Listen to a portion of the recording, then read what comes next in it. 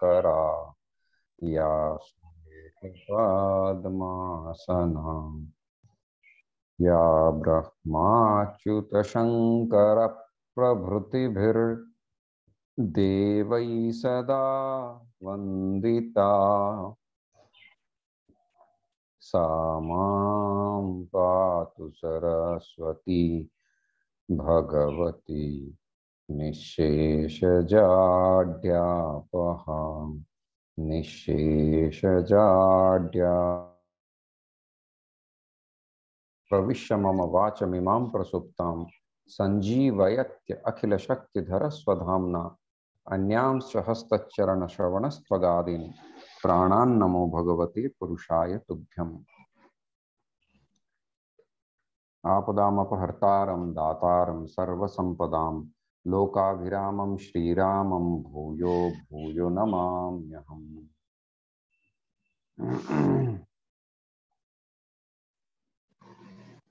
तो आज कौन सी श्लोक होगी?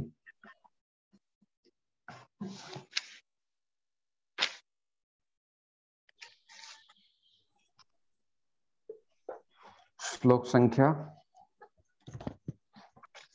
श्लोक संख्या 7 से होगा। 1.7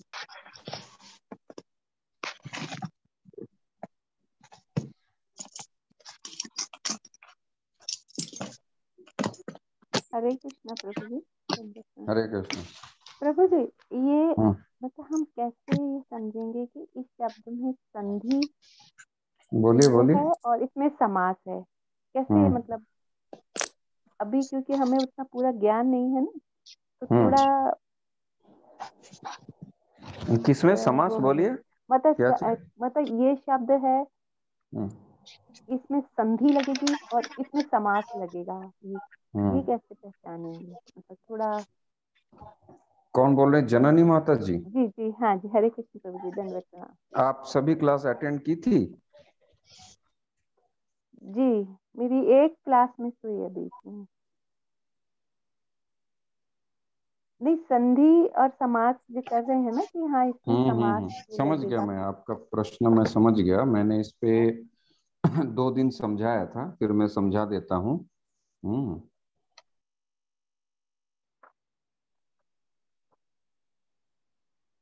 में होती है, ठीक है।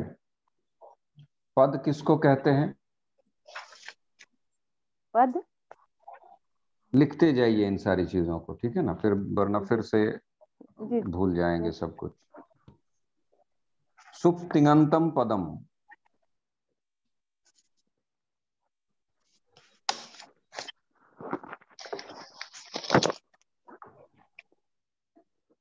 क्या बोले प्रभु जी? सुख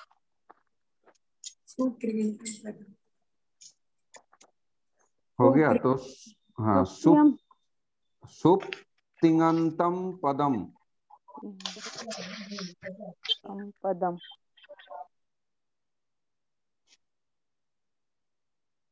सुप किसको कहते हैं? जी प्रभु। सुप किसको कहते हैं? सौम्या सखी नहीं पता प्रभु जी। सुबंत विभक्ति को सुप कहते हैं, जिसके अंत में सुप लगा हो।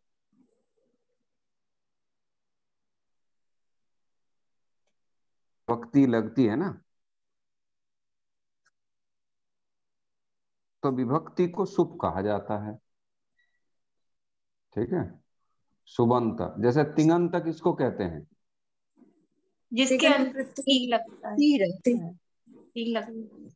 हाँ, ती जिसके अंत में हो, जैसे भवती करोति यानी धातु, तो जिसके अंत में ती लगा हो, भवती करोति पठति शृणोति, ये, और जिसके पीछे सुप लगा हो, जैसे रामः कृष्णः रामाभ्याम, ये विभक्ति। तो विभक्ति युक्त और धातु के प्रत्यय युक्त शब्दों को ही पद कहते हैं। किसको पद कहते हैं? विभक्ति युक्त और धातु। धातु के प्रत्यय युक्त।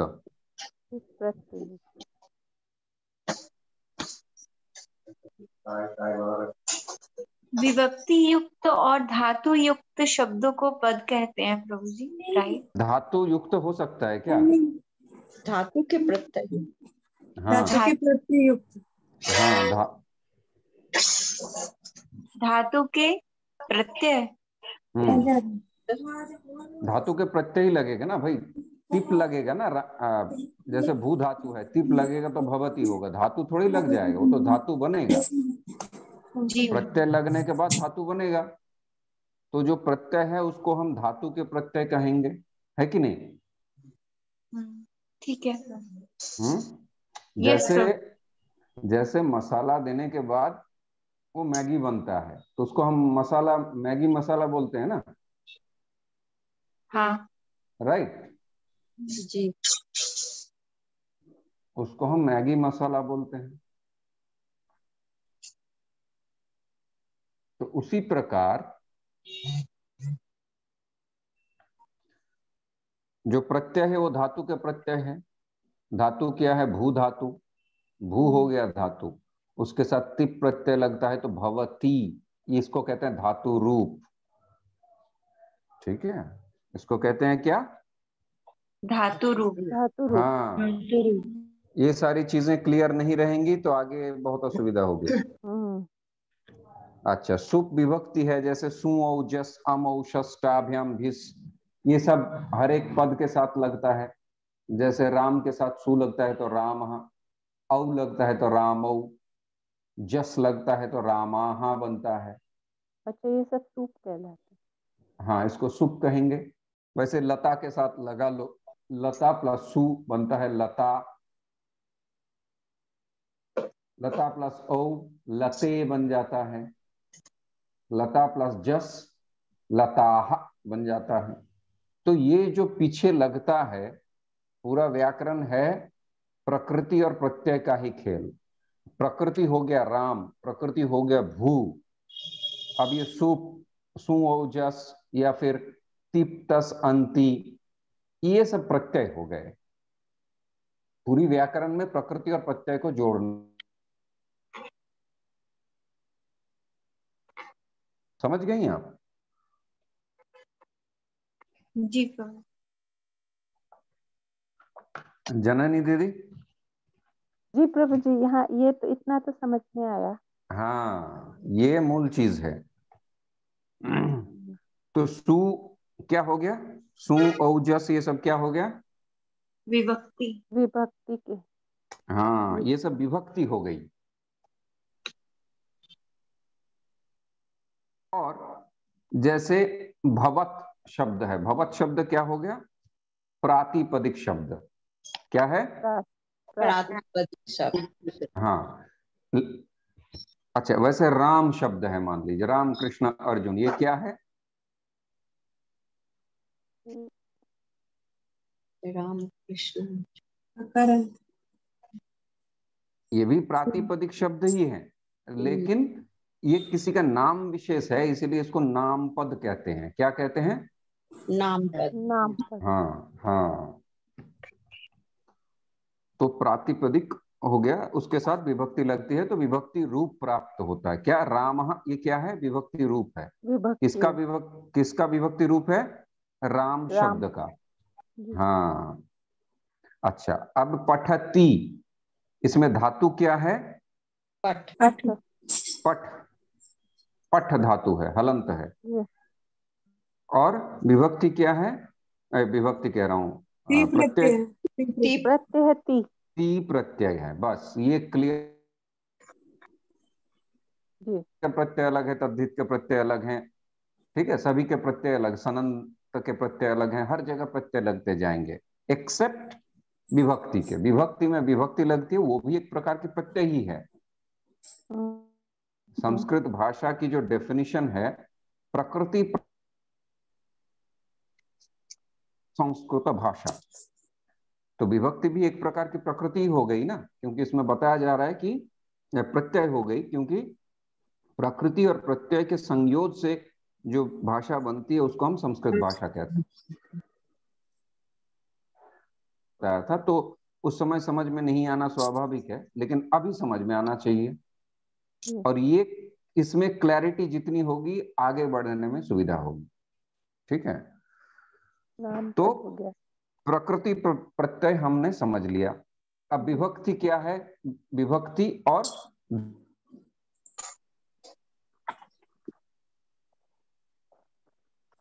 अब हमें दिखता है, मान लीजिए द्रौपदेयाः, तो इसमें क्या लगी है? द्रौपदेयाः। जी ये तो नदी के रूप पे चल रहा है ना, विभक्ति है ना इसमें। विभक्ति है। हाँ, कौन सी विभक्ति बोलिए? जस जैसे लतायाः बोलते हैं वैसे द्रौपदेयाः। तृतीया एक वचन।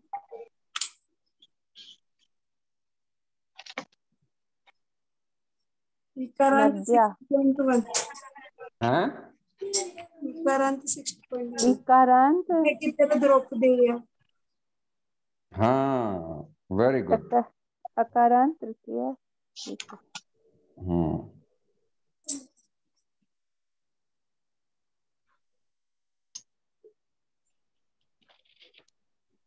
अकारांत क्या बोले? बोलिए।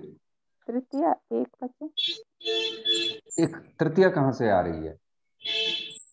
अकारांत नहीं प्रभु जी, ईकारांत। द्रौपदी तो ईकारांत था। द्रौपदी कहाँ से दिख रही है आपको?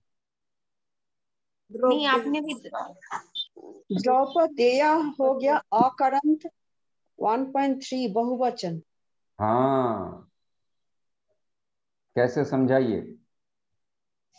वर्ड है द्रौपदेया। द्रौपदेया, द्रौपदेयौ, द्रौपदेयाः। Very good. आई बात समझ में सभी को?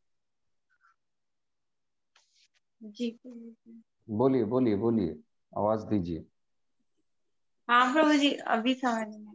हाँ, तो ये द्रौपदी नहीं है भाई, ये द्रौपदी नहीं है, द्रौपदेया है। द्रौपदेया मतलब the children of Draupadi.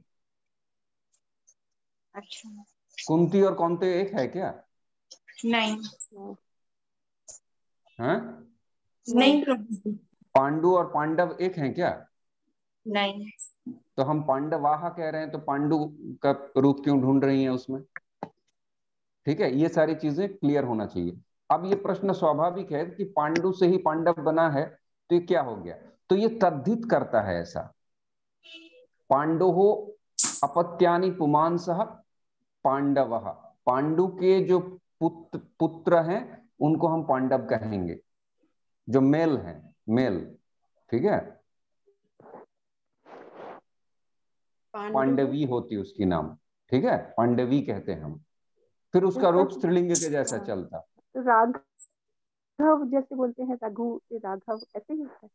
Raghu के पुत्र राघव, रघोः अपत्यानि पुमान राघव, इसको तद्धित कहते हैं। तद्धित के ऐसे प्रत्यय होते हैं जो रिलेशन को एक्सप्रेस करते हैं। ठीक है, जैसे जननी के आपके जो बेटे हैं, तो जननिया, समझ गई? हाँ, तो वो अलग चैप्टर। अच्छा, तद्धित। सुप्तिङन्तम पदम, हमने क्या कहा? पीछे आ जाइए। Repeat when I say something, repeat it.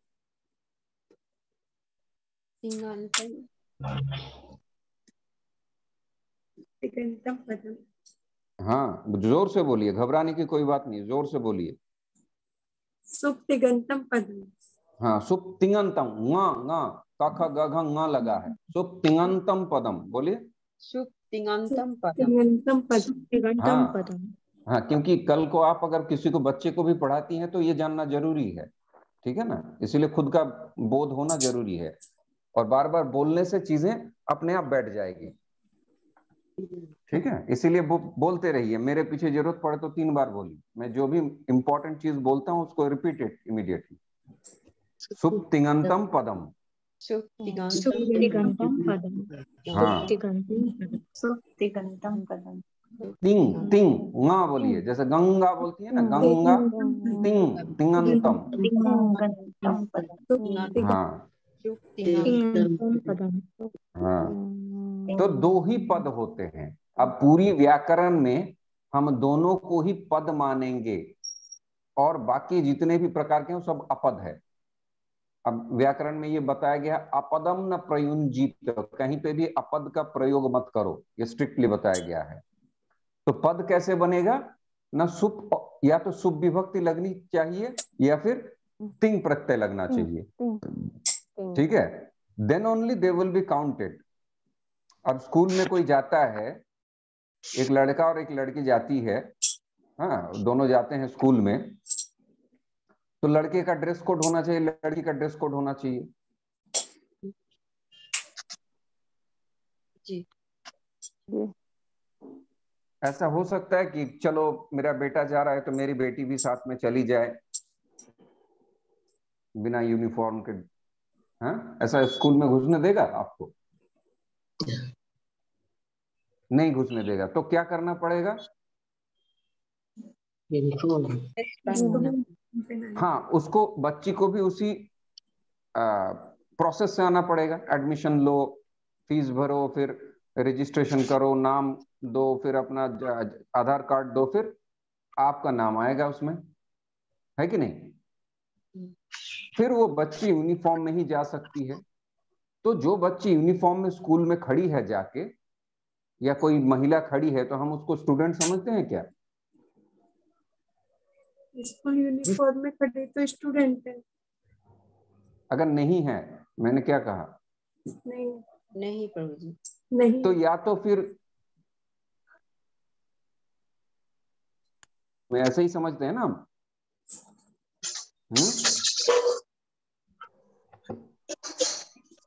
क्या ये भी समझ में नहीं आ रहा है? प्रभु जी वॉइस चली जाती है बीच बीच में आपकी। काट ये रहा है नेटवर्क आपका नेट के चलते। एक्टिव है लेकिन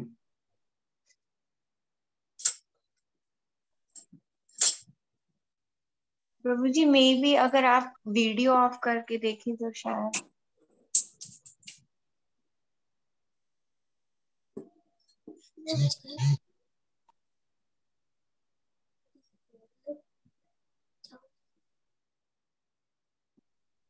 हरि बोल।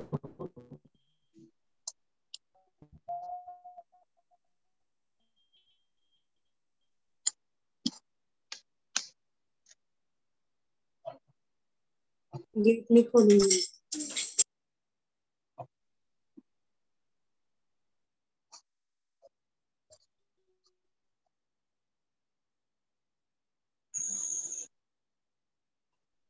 आप लोग ऐसा कीजिए, सभी अपने अपने कैमरे को बंद कर दीजिए, तो हो सकता है अच्छा चले नेटवर्क, ठीक है? Everyone close your videos.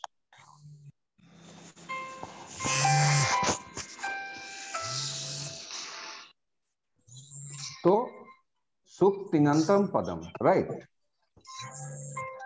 अब सुप और तिंग को ही हम पद मानेंगे। हाँ, जैसे कोई स्कूल में घुस जाए, ऐसी कोई बाहर का बच्चा बाहर के ड्रेस में, तो हम उसको स्टूडेंट नहीं मानते हैं। तो स्कूल का स्टूडेंट है, लेकिन वो अगर बाहर के ड्रेस में आ जाए तो क्या हम उसको स्कूल में घुसने देंगे? नहीं, नहीं देंगे। क्यों नहीं देंगे? क्योंकि प्रॉपर ड्रेस में नहीं है। हाँ, उसको यूनिफॉर्म में ही आना पड़ेगा। हाँ, प्रोसेस से आना पड़ेगा। तो उसी, फिर कट गया। बहुत ध्यान से सुनिए, मैं ये बार बार रिपीट नहीं करूंगा, ध्यान से सुनिए इस सारी चीजों को।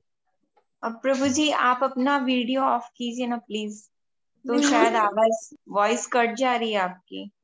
वॉइस कट रही है? हाँ आप अपना वीडियो ऑफ करके देखिए एक बार। हाँ, हो सकता क्योंकि है। अगर वॉइस कट जाएगा तो हम लोग मिस हो रहे हैं ना, समझ में नहीं आ रहा है। अच्छा देखिए, अब हो सकता है अच्छा चले। हाँ ठीक। तो सुप और तिंग, तो जैसे किसी को स्कूल में आना होगा तो उसको प्रोसेस से ही आना होगा, अपना बैज लगा के, यूनिफॉर्म पहन के, अपना कोट टाई पहन के, स्कूल शूज पहन के, किताब लेके उसी प्रकार आना पड़ेगा, टाइम पे आना पड़ेगा, तभी उसको माना जाएगा। उसी प्रकार संस्कृत में तभी उसको पद कहा जाएगा जब उसमें क्या हो, विभक्ति और प्रत्यय हो, शुभ और तिंग। प्रत्यय दोनों हो? नहीं प्रभु जी, क्रिया और ऐसा विभक्ति। हाँ, अलग अलग। या तो विभक्ति हो या धातु के प्रत्यय हो, ऐसा हाँ बोलिए। जी, हाँ जी प्रभु जी, या तो विभक्ति हो या तो धातु के रूप हो। हाँ, जी। तो जनरली एक वाक्य में एक या दो ही धातु। जी। राइट। जी। एक वाक्य में धातु कितने होते हैं? एक या दो होते हैं। लेकिन विभक्ति कितने होते हैं? बहुत सारे हो सकते हैं। बाकी सभी, ऐसा बोलिए, धातु को छोड़ के बाकी सभी विभक्ति होते हैं। धातु, हाँ, धातु को छोड़ के बाकी सभी विभक्ति है। हाँ। अब रही बात अव्यय पद की, जैसे यथा, तथा, च, उत, ये जो अव्यय पद है ये भी विभक्ति के अंडर, विभक्ति में ही लास्ट में आती है, लेकिन उसका कोई रूप नहीं बनता, उसको सिर्फ याद करना होता है। जैसे यथा का एक ही रूप, तथा, हाँ, यदा, तदा, अन्यत्र, एकत्र, उभयत्र, बस इतना ही होता है अव्यय पद। तो अव्यय पद को छोड़ जाए तो बाकी या तो तिङंत होंगे या फिर सुबंत होंगे। Is it clear? हाँ, अव्यय को विभक्ति में ही लेंगे। हाँ, अव्यय को विभक्ति में ही लिया जाता है, उसका एक ही रूप होता है, यथा यथा ही होता है बस। ठीक है, तभी तो ये लिखा गया ना कि सुप्तिङंतम पदम। हाँ, सुप्तिङंतम पदम कैसे कहते हैं अगर वो नहीं आता किसी ग्रुप में, है ना? लेकिन वो भी पद है, तो वो धातु नहीं है, वो विभक्ति में ही उसकी गणना होती है। यद्यपि उसका विभक्ति जैसा उसका कुछ नहीं होता है, जैसे विभक्ति में हम रूप बनाते हैं वैसा उसका रूप नहीं बनता, उसका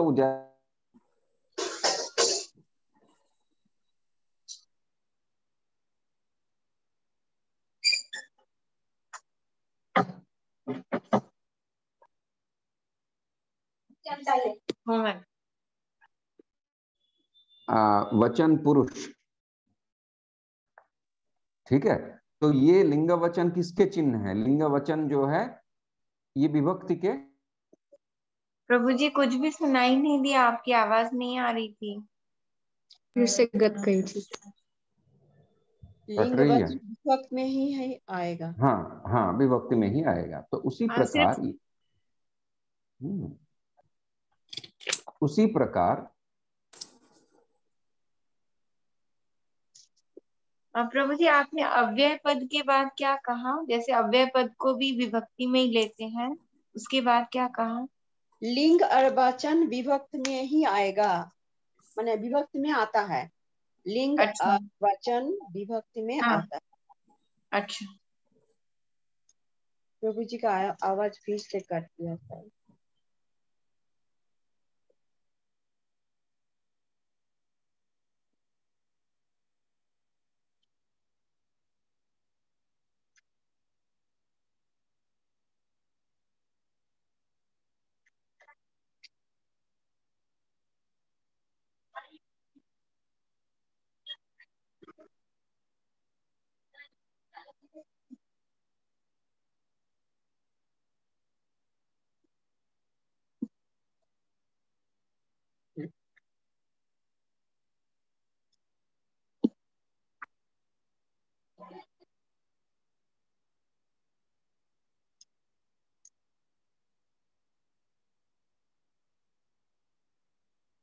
क्या हुआ प्रभु जी? शायद प्रभु जी आउट हो गए माता जी, लॉग आउट। हाँ, लॉग आउट। माता जी मंडे को क्लास हुई थी क्या? जी माता जी, आप नहीं आ पाई? एक्चुअली मैं मैसेज की राह देख रही थी, शायद कि आप मैसेज आएगा, और उसी चक्कर में छूट गए मेरी क्लास लगता है। हरि बोल। हाँ प्रभु जी, हरे कृष्णा। कृष्णा प्रभु जी।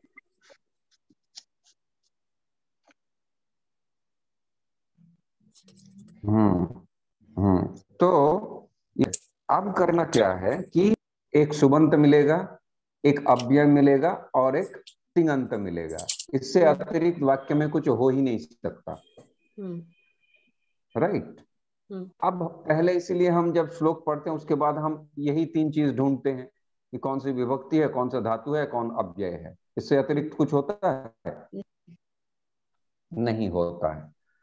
अब ये जो विभक्ति के रूप हमें प्राप्त हुए, ये विभक्तियों के रूपों को हम आपस में मिला सकते हैं।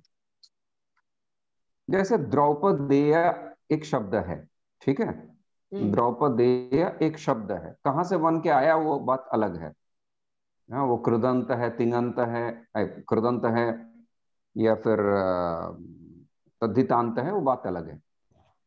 लेकिन जब हम उसको वाक्य में प्रयोग करेंगे तो उसमें क्या लगेगा? विभक्ति। विभक्ति लगेगी उसमें। बिना विभक्ति के हम प्रयोग नहीं कर सकते।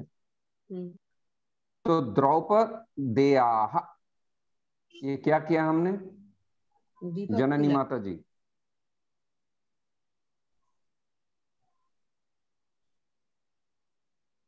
जननी माता जी, जिनको समझ में नहीं आ रहा है उनको बात करना पड़ेगा ना। कहाँ चली गई?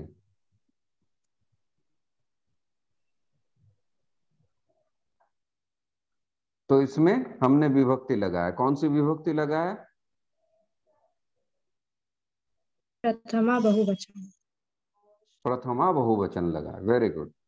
तो द्रौपदेयाः बना। देखिए, ठीक है। अब मान लीजिए द्रौपदेयाः च है, द्रौपदेयाः च ऑल्सो, द्रौपदी के पुत्र भी वहां पे उपस्थित थे ऑल्सो। तो द्रौपदेयाः, इसमें ऑलरेडी विभक्ति लगी हुई है कि नहीं? ऑलरेडी विभक्ति है। राम, हाँ विभक्ति है। और च क्या है? अव्यय। अव्यय पद है। अब दोनों को हम क्या कहेंगे एक साथ? द्रौपदेय च। ठीक से बोलिए, इतनी दूर तक पढ़ने के बाद ठीक से बोलिए। द्रौपदेयाश्च। द्रौपदेयाश्च कैसे? द्रौपदेयाश्च। द्रौपदेयाश्च। हाँ, ये कि अभी तक हजारों बार आ चुका है भगवत गीता में। विराटश्च, द्रुपदश्च, कुंती भोजश्च नहीं आया है?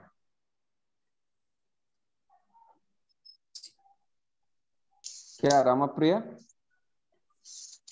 वो द्रौपदेयाश्च बन जाएगा। हाँ, द्रौपदेयाश्च में क्या हो गया? द्रौपदेयाश्च में क्या हो गया? बोलो बोलो। हाँ, कौन क्या किया हमने उसमें परिवर्तन? हमने विसर्ग को हटा दिया। हटा नहीं दिया, विसर्ग को ही हमने कन्वर्ट कर दिया तालव्य श में। ओके। ठीक है, उसका बहुत बड़ा लंबा प्रोसेस होता है। पहले विसर्गों को हम दंत्य स बना देते हैं, सीता वाला स। फिर दंत स को हम रू आदेश कर दे, रा बना देते हैं। फिर रा को हम तालव्य श बनाते हैं। ठीक है, नहीं इसमें च्युत्व संधि है, सॉरी। इसमें विसर्गों को हम, हाँ वो सकार बनाते हैं और फिर सकार का तालव्य श आदेश हो जाता है। तो द्रौपदेयास हो जाता है पहले, द्रौपदेयास फिर च। तो द्रौपदेयास जो सीता वाला स है उसको तालव्य श आदेश हो जाता है। इसको च्युत्व संधि कहते हैं। स्तोष चुनास चुहु करके एक सूत्र आती है। ठीक है, तो जो भी है, लेकिन विसर्ग का हमने क्या किया यहाँ पे? बोलो। तालव्य श बना दिया। हाँ, तालव्य श बना दिया। तो हमने कुछ हटाया क्या? नहीं हटाया, उसको हमने कन्वर्ट कर दिया, है कि नहीं? उसको हमने कन्वर्ट कर दिया। तो द्रौपदेयाः जो है द्रौपदेयाश्च जब हम कहेंगे तो इट इज ऑलरेडी द्रौपदेयाः। अब द्रौपदेयाश्च शब्द को हम फिर से डिवाइड कर रहे हैं, तो हम कैसे डिवाइड करेंगे बोलो?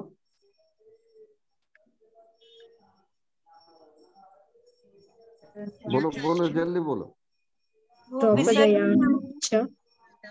हाँ, द्रौपदेयाः। देखो, it came back again into the original form. Okay.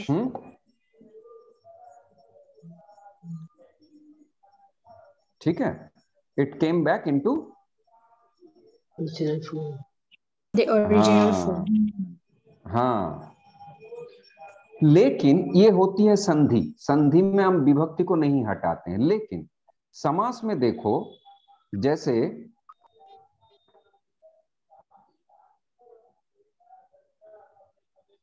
Draupadi समास भी होगा ना? द्रौपदेया, द्रौपदी का पुत्र, ये भी तो एक समास। नहीं नहीं, कहाँ समास? कंफ्यूज मत कीजिए, तद्धित है। हरे कृष्णा उस पे प्रभु मत जी। जाइए, अभी तद्धित है कि। हाँ बोलिए प्रभु जी, ये जो द्रौपदी यहाँ अभी जैसे रामप्रिया ने बोला ना, रामप्रिया ने कि वो बहुवचन है, प्रथमा बहुवचन। प्रभु जी वो मुझे फिर से समझाएंगे एक बार? एक तो वॉइस कट रही है, इसलिए मुझे क्लास समझ में नहीं आ रही। और सौम्य सखी माता जी, आपको मेरी आवाज आ रही है? बताइए। हाँ बताइए सौम्य सखी। हाँ, द्रौपदेया, ये वर्ड बना है, ये अकरंत पुंलिंग है। द्रौपदेयाः, द्रौपदेयो, देयौ, दयौ, फिर द्रौपदेयाः। अच्छा, उसका जो मूल रूप है वो द्रौपदी ना होके द्रौपदी यह है। राम की अभी तरफ। तक आप कहाँ थे माता जी? एक मिनट, पद्मा गंधा माता जी, अभी तक जी कहाँ थी आप? प्रभु जी, मैंने एक्चुअली 3 बार आपकी वॉइस कट जाती है ना, तो मुझे समझ में नहीं आ रहा था।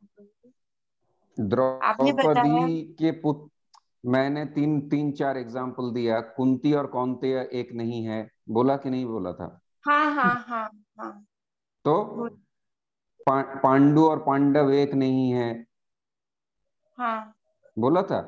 जी जी, ये रघु और सुनाई राघव। दिया। हाँ, हाँ ये तो बस सुना वही प्रभु है जी ना, मैंने। हाँ, अब समझ में आ द्रौपदेयाः। गया। हाँ अब बस वही कह रहा हाँ हूँ। जी। द्रौपदेयाः है कौन? द्रौपदेया का मीनिंग क्या है ये बताइए। हाँ, द्रौपदी के पुत्र, अभी समझ में आ गया। बस, तो हाँ द्रौपदी के साथ इसका कोई कनेक्शन नहीं है। जी जी ठीक है ना? जी। हाँ, तो द्रौपदी एक स्त्रीलिंगवाची शब्द है, लेकिन जो द्रौपदी के पुत्र हैं वो तो फीमेल नहीं है ना, वो मेल हैं। हाँ अब वो द्रौपदी से द्रौपदेया कैसे बना, that is a different fact, हम उस पर नहीं जा रहे हैं अभी। जी। द्रौपदी से द्रौपदेया जब बन गया तो वो अकरंत, द्रौपदेया अकारांत पुल्लिंग शब्द हो गया वो। तो द्रौपदेय, जैसे राम का रूप चलता है ऐसे ही इसका रूप चलेगा, 1.3 द्रौपदेया। ठीक है। जी और कुछ लोग तृतीया एक वचन कहते थे, जैसे सीताया बनता है ना, लताया बनता है, लेकिन वो ऐसा नहीं है, इसके पीछे विसर्ग है, देखिए। ठीक है, तो ये प्रथमा विभक्ति बहुवचन है, इसीलिए लोगों को कंफ्यूजन हो रहा है कि स्त्रीलिंग है कि नहीं। या फिर जैसे अयोध्या स्त्रीलिंग है, लता शब्द का षष्ठी एक वचन क्या रूप बनता है? लतायाः, लतायाः, लतायाः। तो वैसे लोगों को लग रहा है कि ये भी द्रौपदेयाः है ना, यहीं पे कंफ्यूज हो रहा है लोगों को। राइट। जी प्रभु जी, लेकिन ऐसा, बट अभी क्लियर हो गया। हाँ अभी हाँ, तो क्लियर जिसको जिसको हो गया उसको पकड़ के रखिए। हाँ, ये सारी चीजें छोटी छोटी इंपॉर्टेंट है। अब तो हम कहाँ थे कि द्रौपदेयाः प्लस च बिकम्स द्रौपदेयाश्च, इट्स क्लियर। लेकिन मान लीजिए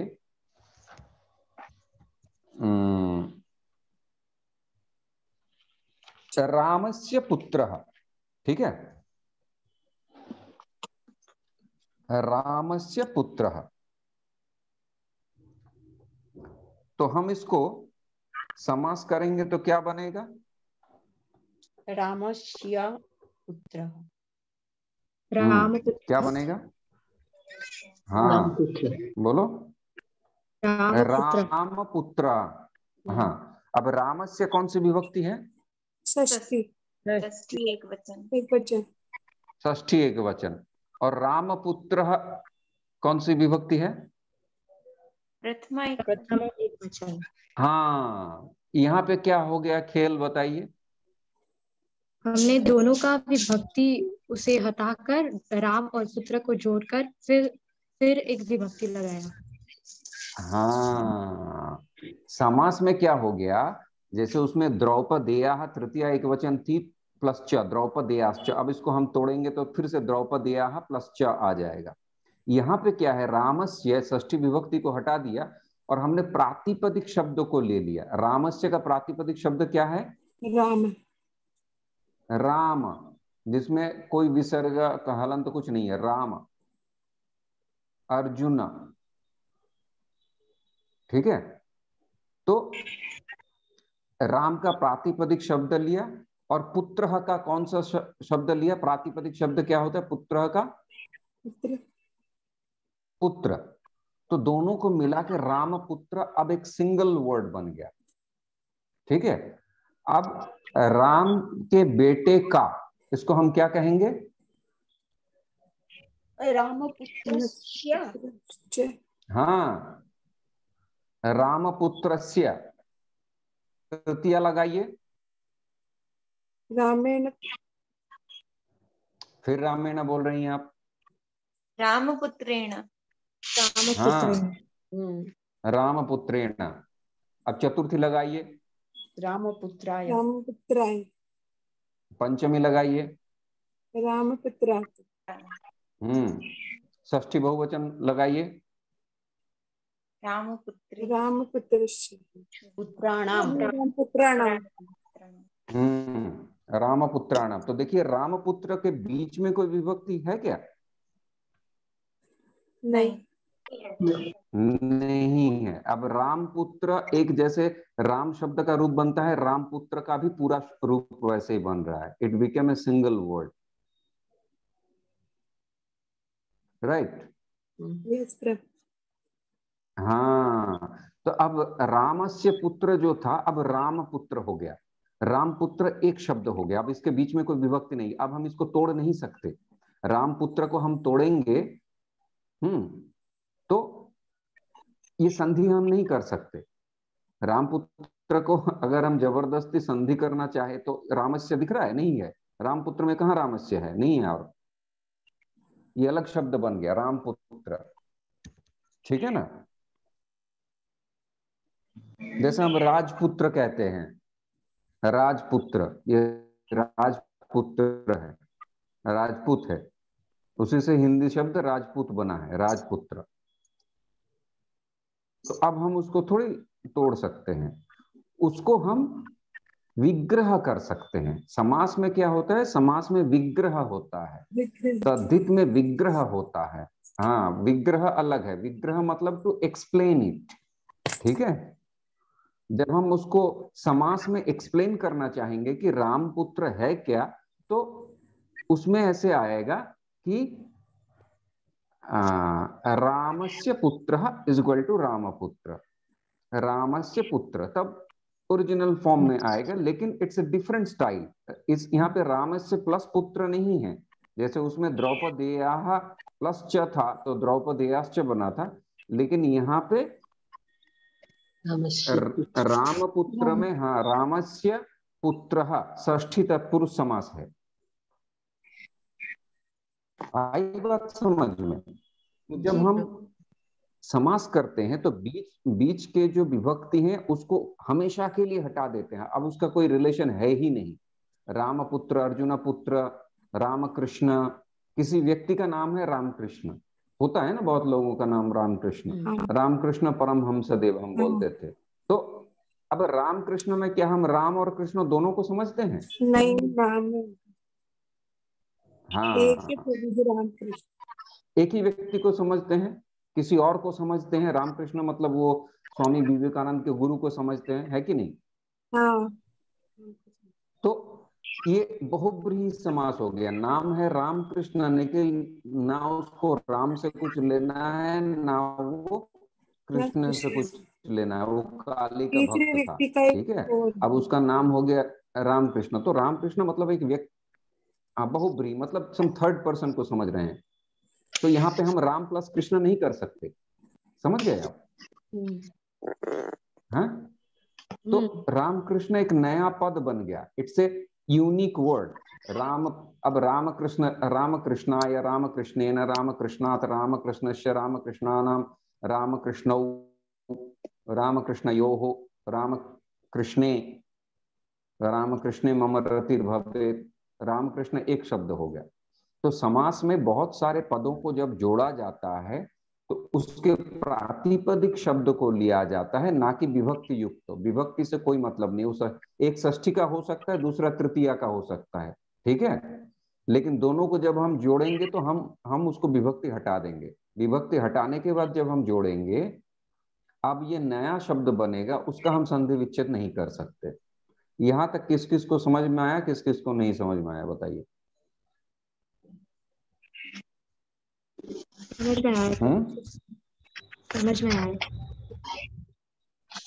और बाकियों को? नहीं प्रभु जी, समझ गए।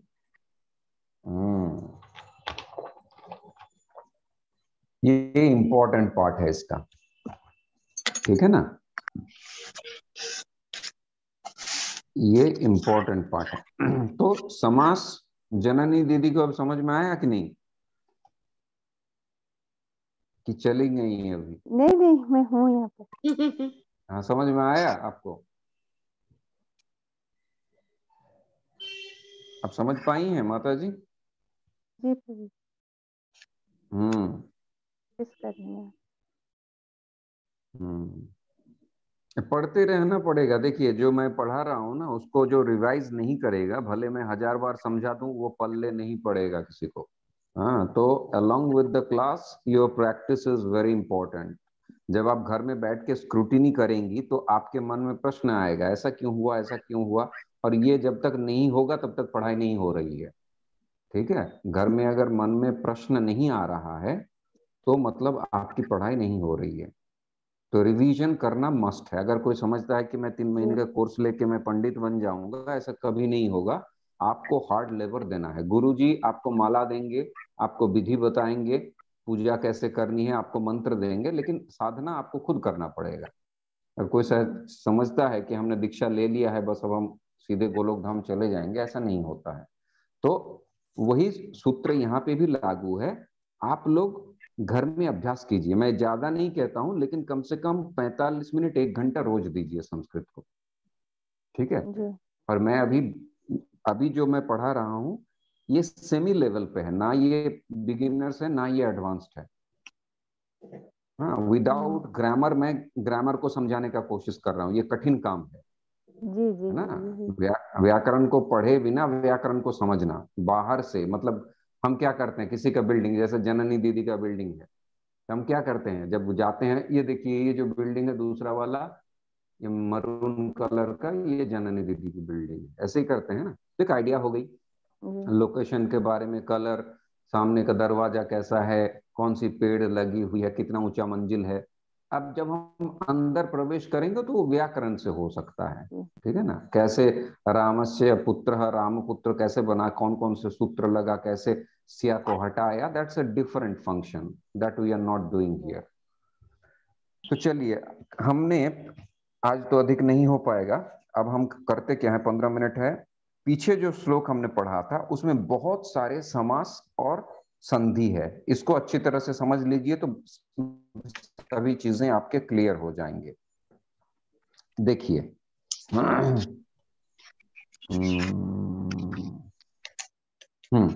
विराटश्च, ठीक है, विराटश्च ये क्या है, बोलते जाइए झट झट।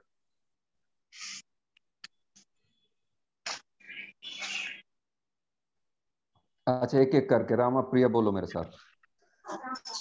विराट की संधि है, विराट पश्च और च अव्ययम है। विराटः प्रथमा एक वचन, अकारांत पुल्लिंग शब्द। प्लस च, ऐसे बोलो, विराटः प्लस च। विराटः प्लस च। दृष्टकेतुश्चेकितानः।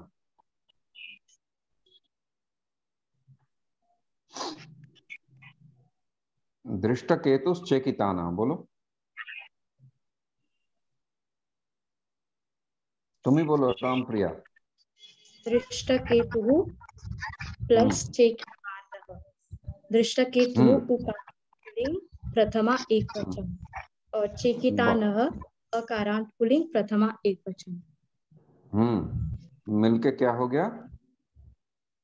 दृष्टकेतुश्चेकितानः। तो देखो, दृष्टकेतु का जो प्रथमा विभक्ति एक वचन है, भले ही वो उकारांत है, उसको विभक्ति को हमने नहीं हटाया, राइट? द विभक्ति इज स्टिल एग्जिस्टिंग, बस उसका रूप बदल गया। दृष्टकेतुश्चेकितानः, विसर्गों को हम, विसर्ग के जगह हमने तालव्य श लगा दिया, दृष्टकेतुश्चेकितानः। तो ये विसर्ग संधि कहते हैं इसको। अच्छा, कुंती भोजश्च बोलो। कुंती भोजः प्लस च अकारांत पुल्लिंग शब्द प्रथमा एकवचन कुंती भोजः और च अव्यय। अव्यय, हाँ। देखो, दोनों अलग अलग विषय है, एक है विभक्ति, एक है अव्यय, लेकिन दोनों को जोड़ने के बाद भी उसका वही रूप रह गया, उसमें कोई भेद नहीं आया। जब हम, जैसे ही हम उसको तोड़ेंगे, it will come into its original form. तो कुंती भोजः प्लस च हो गया। अब बोलो महारथः। महारथः अकारांत पुल्लिंग शब्द, ये समास है, बहुब्रीहि। आपने कहा था न महान रथः। हाँ, ये महारथ अकारांत पुल्लिंग शब्द है, ठीक है। हाँ, अकारांत पुल्लिंग। ये बहुब्रीहि समास क्यों हुआ बोलो? क्योंकि यह हम रथ को इंडिकेट करना चाहते हैं, जो महारथ है।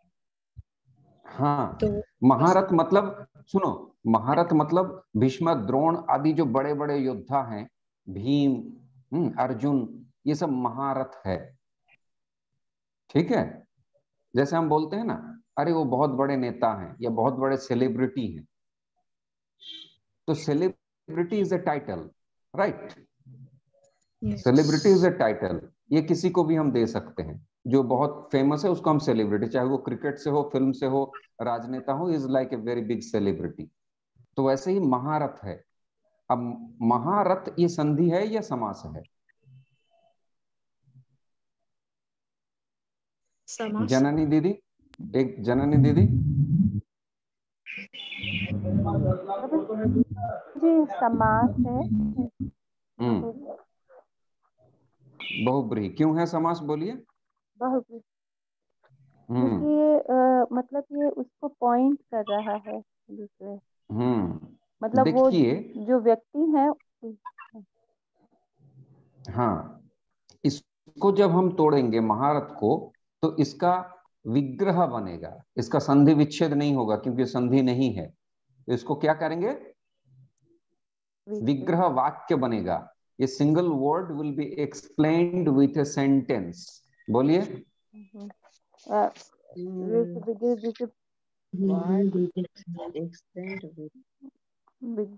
हाँ, हाँ, तो समास का विग्रह वाक्य होता है और संधि का क्या होता है?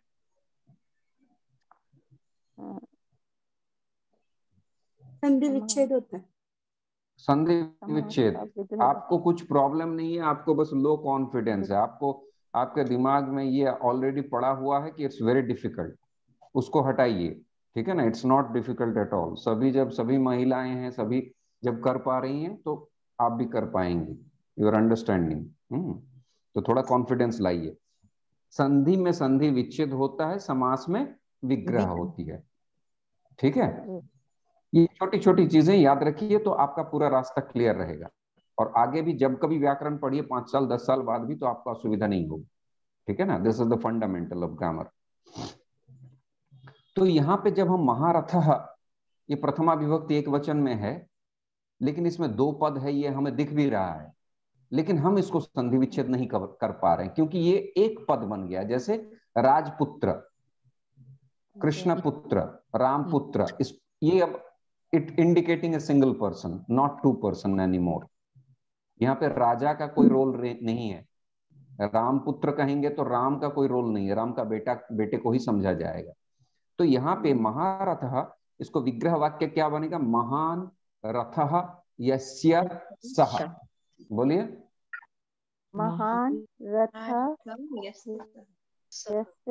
यस्य सः। महान रथः यस्य सः। महान रथः यस्य सः। हाँ हाँ, इसका अर्थ क्या हो गया? जो कोशिश कीजिए।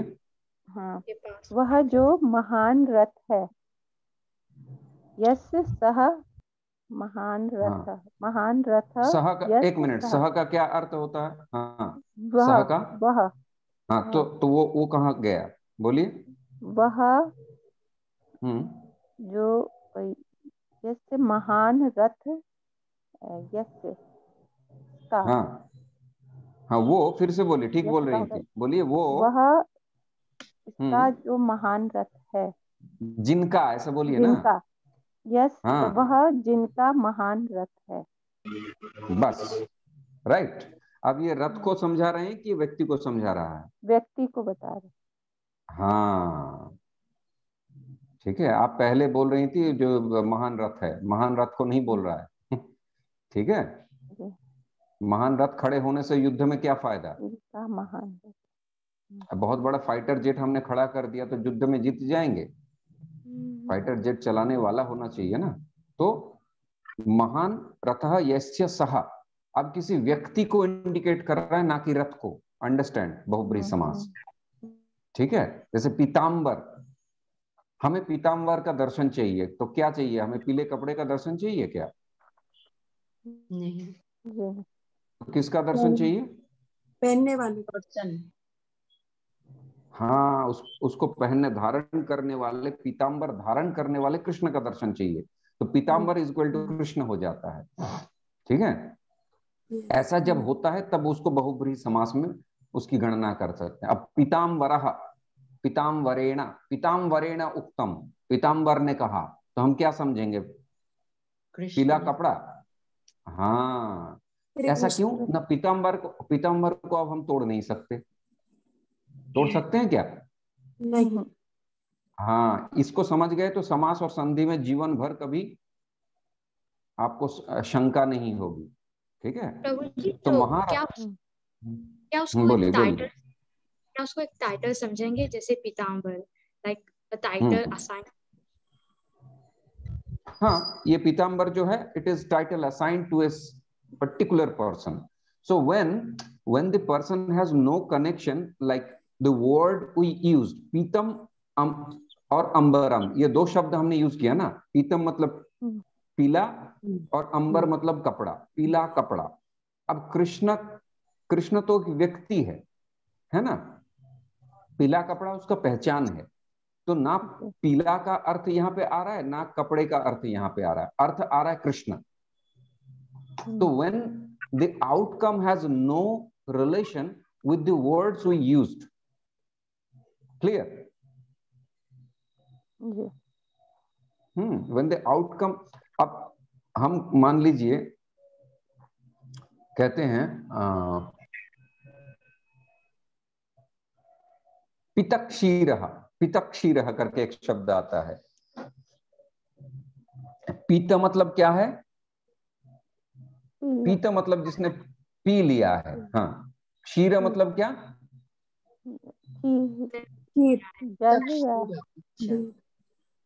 क्षीर मतलब दूध। दूध, हाँ। कौन जल कह रहा है?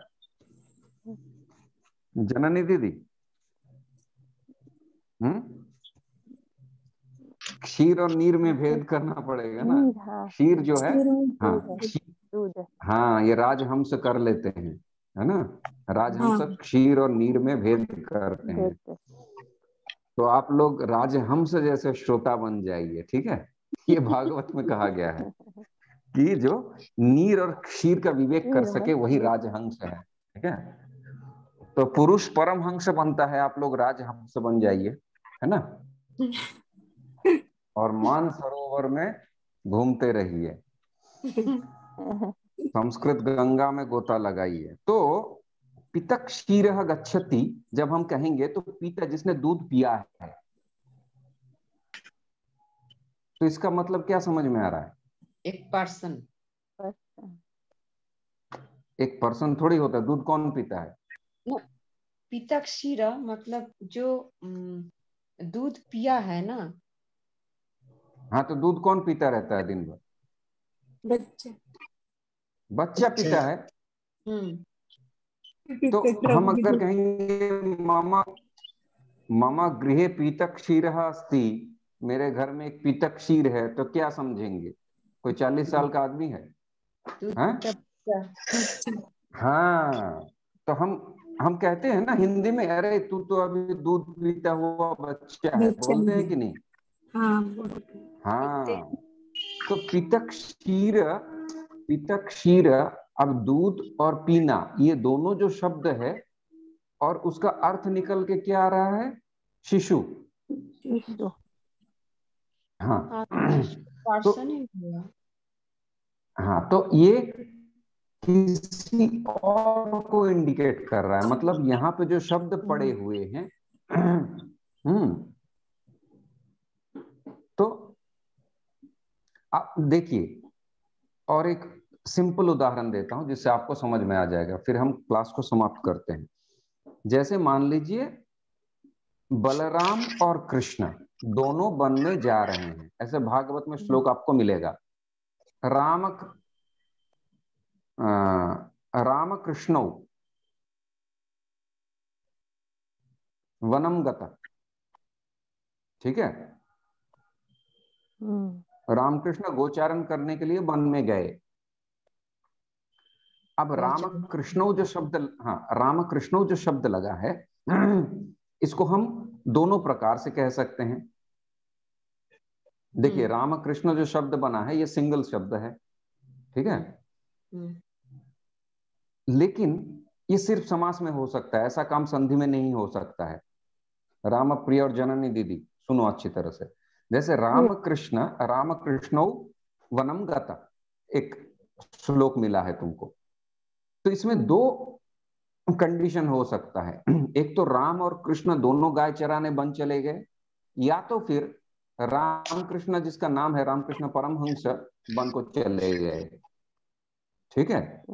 तो इसको हम दोनों प्रकार से एक्सप्लेन कर सकते हैं। और अब हमें समझ में कैसे आएगा कि ये राम और कृष्ण दोनों व्यक्ति हैं, क्योंकि द्वितीय विभक्ति लगी है। द्वितीय विभक्ति राम है ना, द्विवचन है। हाँ, द्विवचन है, सॉरी, हाँ, प्रथमा विभक्ति द्विवचन, राइट, द्विवचन। तो अब ये राम और कृष्ण दोनों वन को गए, दो डिफरेंट आइडेंटिटी है, या फिर रामकृष्ण नाम के दो व्यक्ति गए। जैसे तुलसी, मेरा नाम तुलसी वल्लभ है, तुलसी नाम के मैं अकेला हूं क्या पूरे इस्कॉन में? नहीं, कितने सारे तुलसी मिल जाएंगे, है ना। तो दोनों तुलसी गए, या फिर राम और कृष्ण जंगल को गए, या फिर रामकृष्ण नाम के दो व्यक्ति जंगल को गए, तुलसी नाम के दो व्यक्ति संस्कृत पढ़ा रहे हैं, ठीक है। इसको देखिए, इसको दोनों प्रकार से समास विग्रह होता है इसका। एक हम कह सकते हैं रामश्च कृष्णश्च रामकृष्ण, बोलिए रामकृष्ण। हाँ, इसको लिखते जाइए झटाझट, मैं बोलूंगा तभी लिखेंगे, ऐसा नहीं होगा, आप झट से लिखिए। जिस रामश्च कृष्णश्च रामकृष्ण, ये हो गया द्वंद्व समास, लिख लीजिए। तो इसका अर्थ क्या समझ में आया रामप्रिया? ये दोनों इम्पोर्टेंट है। हाँ, कैसे समझ में आया? कैसे समझ में आया? क्योंकि चा है ऑल्सो,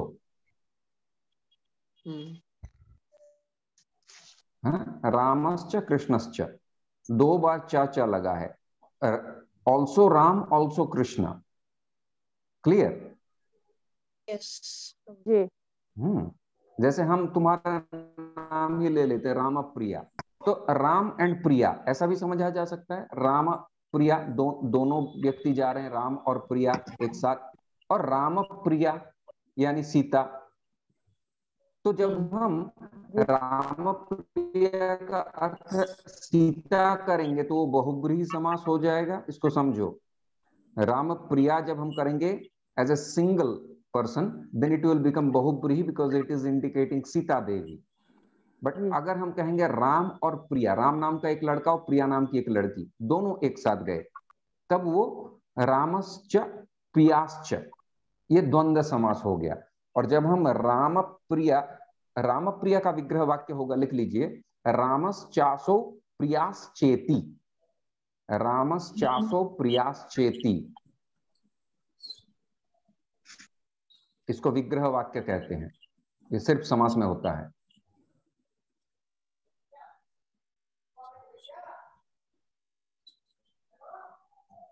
हो गया? उसी प्रकार रामकृष्ण के भी दोनों विग्रह वाक्य बनेंगे। आप खुद बना के बोलिए, पद्मगंधा दीदी बनाइए और बोलिए। हाँ प्रभु जी, नहीं बनेगा मुझसे। कौन वर्ड बोले? सत्यावती राधा। राम कृष्णस्य के दोनों वाक्य, राम कृष्ण, रामस्य कृष्णस्य द्वंद्व समास। कहाँ रामस्य कृष्णस्य कहाँ से आ गया? आपने लिखा भी नहीं होगा। ध्यान दीजिए ना, मैं तो बता रहा हूं, तो लिखने के लिए भी बोल रहा हूँ। राम प्रिया बोलो, सुनिए, रामकृष्ण का विग्रह बनाओ।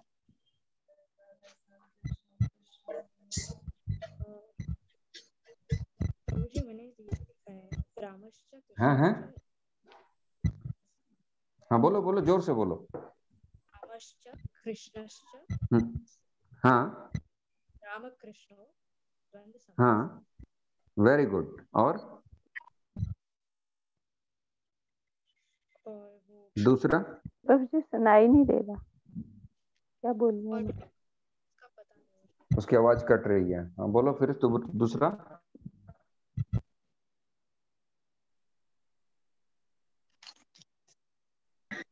अभी तो लिखाया। हाँ, रामश्चासो प्रियाश्चेति। हाँ, तो वैसे रामकृष्ण का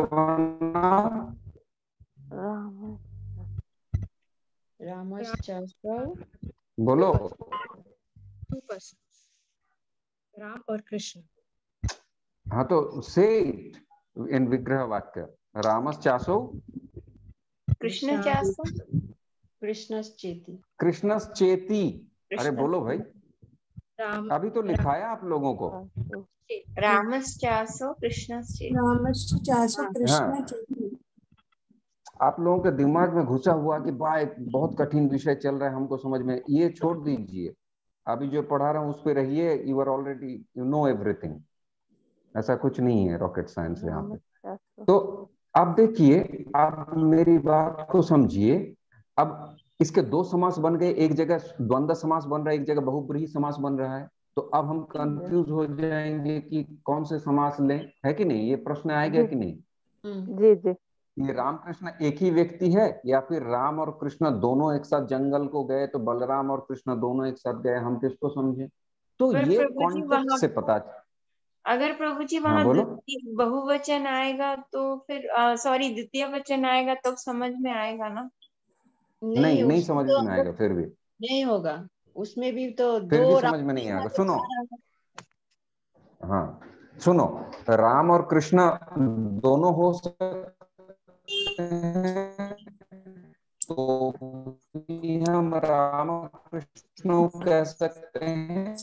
और राम कृष्ण नाम के 2 लड़के भी हम रामकृष्ण बोल सकते हैं। जैसे मैंने तुलसी का उदाहरण, क्या समझेंगे? तुलसी बल्लभ तो एक नहीं है, अगर मैं बोलता हूँ, अरे भाई मैं अगर बोलता हूँ कि तुलसी वल्लभो गच्छतः, तो क्या समझ में आएगा आपको?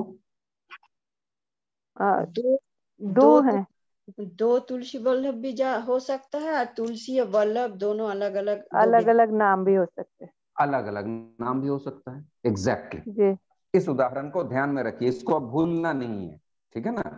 अभी क्लास खत्म हुआ, हम भूल गए, ऐसा मत कीजिए।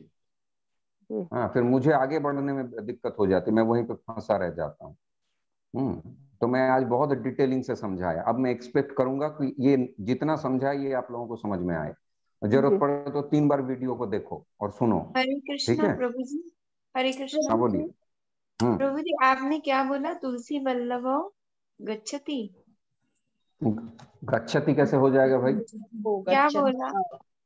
मैंने कुछ भी बोला? नहीं नहीं नहीं, मैंने कुछ भी बोला, मैंने मानो गलत बोल दिया। आपको लिखना क्या है? गच्छति का द्वितीय वचन क्या होता है? गच्छता। हाँ, तो आप धातु पढ़ी हुई हैं, तो आप गच्छति कैसे बोल रही हैं? नहीं नहीं प्रभु जी, इसलिए पूछा आपको कि अगर वहां पे धातु रूप से भी हम पता कर सकते हैं ना कि वहां पे सिंगुलर है या माता जी, विभक्ति में जो वचन लगी है, ठीक है, वही वचन हमको धातु में ही प्रयोग करना पड़ेगा जी। ठीक है? अगर वहां बहुवचन लगा है तो जैसे हम बालकाः गच्छति कर देंगे क्या हम? नहीं, गलत हो जाएगा। क्यों नहीं करेंगे? क्योंकि अगर बालका प्लूरल है, बहुवचन है, तो वहां गच्छन्ति हाँ, बस तो मान लीजिए मैं अगर गलती से बोल भी देता हूं कि तुलसी वल्लभो गच्छति, तो आप करेक्ट कीजिए, क्योंकि आप धातु पढ़ी हुई है, तुलसी वल्लभो गच्छतः होगा जी। अब वो विषय अलग है कि दोनों व्यक्ति हैं, एक व्यक्ति है, क्या है, दैट्स डिफरेंट। मुझे दो विभक्ति दिखा है तो मैं धातु का भी दो विभक्ति ही प्रयोग करूंगी, राइट जी। तो इसमें प्रभु जी तो अब कोई भी अब मैं विषय पे आता हूँ, सुनिए। अब मैं जब कहता हूं राम कृष्णौ गच्छतः, तो ये राम और कृष्ण भी हो सकता है, या तो फिर राम कृष्ण नाम के दो आदमी भी हो सकते हैं। तो इसको पता उसी से चलेगा फ्रॉम द कॉन्टेक्स्ट, विषय क्या है। अब हम भागवत की चर्चा कर रहे हैं, तो वहां पे अगर रामकृष्ण शब्द आता है तो डेफिनेटली कृष्ण और बलराम को ही समझा जाएगा, ना कि रामकृष्ण परमहंस देव को हम समझेंगे। समझ गए? ठीक है। वहां क्या रामकृष्ण परमहंस को समझेंगे हम? नहीं प्रभु जी, नहीं समझेंगे। अच्छा, अब मानिए एक ग्रंथ है रामकृष्ण मिशन का, उसको कहते हैं रामकृष्ण चरितम, ठीक है? अब वहां पे रामकृष्ण लिखा है, तो हम क्या कृष्ण बलराम समझेंगे? नहीं, रामकृष्ण नहीं समझे। हाँ, तो संस्कृत में ऐसे बहुत सारे शब्द आएंगे जिनका दोनों अर्थ होता है। जैसे एक उदाहरण मैं देता हूं, संध्यव। संध्यव करके एक शब्द होता है। संध्यव का अर्थ क्या होता है? संध्यव लवण भी होता है, सिंधा नमक, है ना? संधव लवण, तो सिंधा नमक भी होता है। और संधव का अर्थ होता है जो सफेद घोड़ा होता है, सफेद रंग का घोड़ा, उसको भी संधव कहते हैं। अब कोई खाने बैठा है और बोलता है कि किंचित संधवम ददातु, तो आप घोड़ा लेके आएंगे क्या? नहीं, सिंधा नमक लाएंगे। हाँ, और कोई राजा कह रहा है कि युद्ध के लिए जाना है, तैयारी करो, संधवम आने, तो तब आप नमक लेके आएंगी? नहीं, सफेद घोड़ा। हाँ, तो ये फ्रॉम द कॉन्टेक्स्ट हमको ये समझना पड़ेगा कि ये दो व्यक्ति हैं या एक ही व्यक्ति का द्वितीय विभक्ति में प्रयोग हुआ है, राइट? तो लेकिन एक समास पद के दो प्रकार के विग्रह वाक्य हो सकते हैं उसी कॉन्टेक्स्ट के अनुसार। अगर राम और कृष्ण दोनों भागवत में लिखा है तो रामश्च कृष्णश्च होगा, द्वंद्व समास बनेगा। लेकिन वही रामकृष्ण अगर रामकृष्ण चरितामृत से आ रहा है तो रामश्चासो कृष्णश्चेति बहुब्रीहि समास हो जाएगा। ठीक है? he is also Ram and he is also Krishna. So रामश्चासो कृष्णश्चेति, एक ही व्यक्ति में है ये दोनों नाम, ठीक है? और रामश्च कृष्णश्च, Ram also and Krishna also, both went to the forest. Clear? तो आज हम, हाँ, क्या चीज? द्वंद्व समास है। रामश्च कृष्णश्च। अब इसको अच्छी तरह से समझिए, आज का क्लास बहुत बहुत बहुत ज्यादा इम्पोर्टेंट है। हाँ, इसको बार बार देखिए। चलिए, बहुत समय हो गया, 7:30 बजे से एक और कक्षा है। ओम सहना भवतु सहनौ भुनक्तु सह वीर्यं करवावहै तेजस्विनावधि। ओम शांति शांति।